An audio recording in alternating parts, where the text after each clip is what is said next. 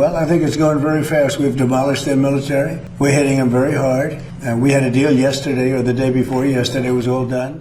বিশ্বের জ্বালানি সরবরাহের অন্যতম গুরুত্বপূর্ণ সমুদ্রপথ হরমুজ প্রণালীকে ঘিরে আবারও বাড়ছে উত্তেজনা। ডোনাল্ড ট্রাম্পের নতুন সামরিক পদক্ষেপ, ইরানের পাল্টা হুঁশিয়ারি, বেসামরিক হতাহতের খবর এবং আন্তর্জাতিক বাজারে তেলের দাম নিয়ে উদ্বেগ, সব মিলিয়ে মধ্যপ্রাচ্যের পরিস্থিতি নতুন করে আলোচনায় এসেছে।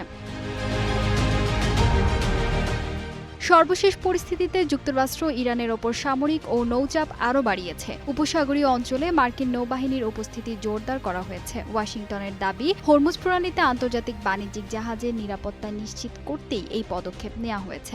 একই সঙ্গে প্রেসিডেন্ট ডোনাল্ড ট্রাম্প সতর্ক করে বলেছেন, ইরান যদি আলোচনায় না আসে তাহলে শুধু সামরিক ঘাঁটি নয়, প্রয়োজনে বিদ্যুৎ কেন্দ্র, সেতুসহ গুরুত্বপূর্ণ অবকাঠামোকেও লক্ষ্য করে হামলা চালানো হতে পারে।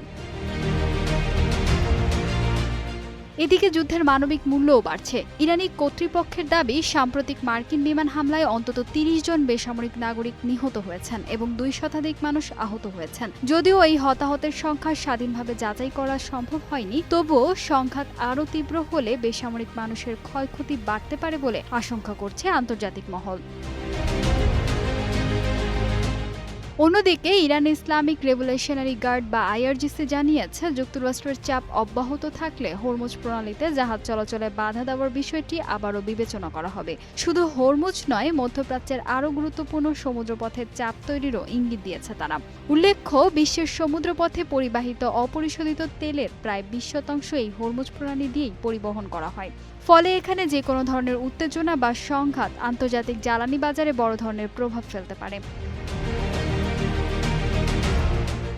এর মধ্যেই ট্রাম্প হরমুজ প্রণালী ব্যবহারকারী জাহাজ থেকে ট্রানজিট ফি আদায়ের আগের পরিকল্পনা থেকে সরে এসেছেন। বিশ্লেষকদের মতে, উপসাগরীয় মিত্র দেশগুলোর সঙ্গে সম্পর্ক এবং আঞ্চলিক কূটনৈতিক পরিস্থিতি বিবেচনায় এই সিদ্ধান্ত নেওয়া হয়েছে। তবে সামরিক উত্তেজনা কমার কোনো লক্ষণ এখনও দেখা যাচ্ছে না।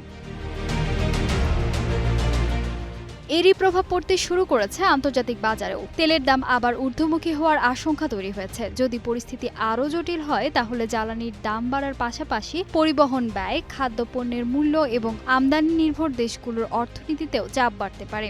বিশ্লেষকদের মতে, এর প্রভাব থেকে বাংলাদেশও পুরোপুরি মুক্ত থাকবে না।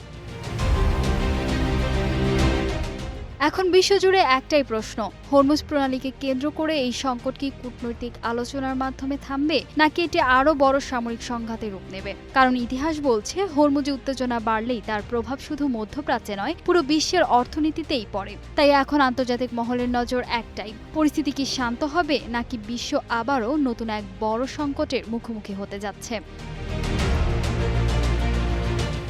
ফাহিমা সুরভি, নিউজ ডেস্ক, গ্লোবাল টেলিভিশন।